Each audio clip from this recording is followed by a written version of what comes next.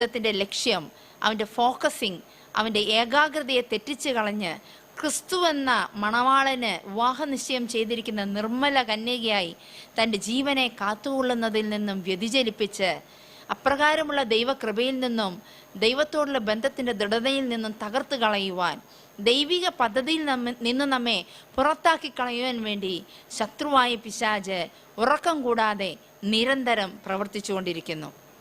എന്നാൽ സങ്കീർത്തന പുസ്തകങ്ങളിൽ നാം വായിക്കുന്നു, ദൈവം ഉറങ്ങുകയുമില്ല, മയങ്ങുകയുമില്ല. കണ്ണുമയ്ക്കാതെ നമ്മെ തന്നെ നോക്കിയിരിക്കുന്ന ഒരു ദൈവമാണ് നമുക്കുള്ളത്. ആ ദൈവത്തിൻ്റെ സ്നേഹത്തിൽ നാം എപ്പോഴുമായിരിക്കുമ്പോൾ ശത്രു എപ്പോഴും ഉണർന്നിരിക്കുന്നു എന്നുള്ളത് നാം ഓർത്തുകൊണ്ടിരിക്കണം. മാത്രമല്ല, നമുക്കെതിരെ പോരാടുവാൻ ശത്രു എപ്പോഴും ഉണർവോടിരിക്കുന്നത് കൊണ്ട് നാമും ഉണർന്നിരിക്കുന്നവരാകണം. വേദപുസ്തകത്തിൽ ഏറ്റവും അധികം പ്രാവശ്യം നൽകിയിരിക്കുന്ന കൽപ്പനയാണ് ഉണർന്നിരിപ്പിൻ.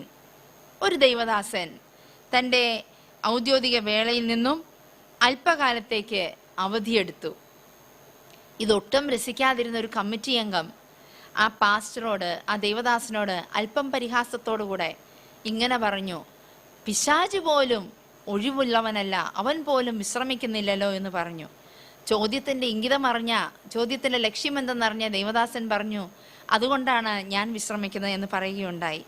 ഓർക്കണമേ, വേദപുസ്തകത്തിൽ ഏറ്റവും അധികമായി നമ്മോട് നമുക്ക് തന്നിരിക്കുന്ന കൽപ്പന ഉണർന്നിരിപ്പിൻ എന്നാണ്.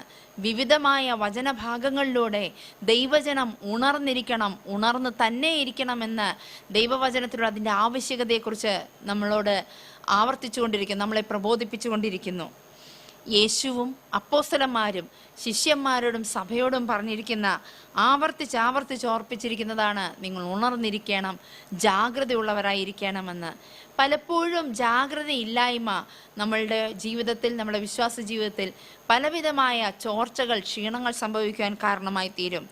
നാം ഏതിലെല്ലാം ഉണർന്നിരിക്കണമെന്ന് നാം ആദ്യം തിരിച്ചറിയണം.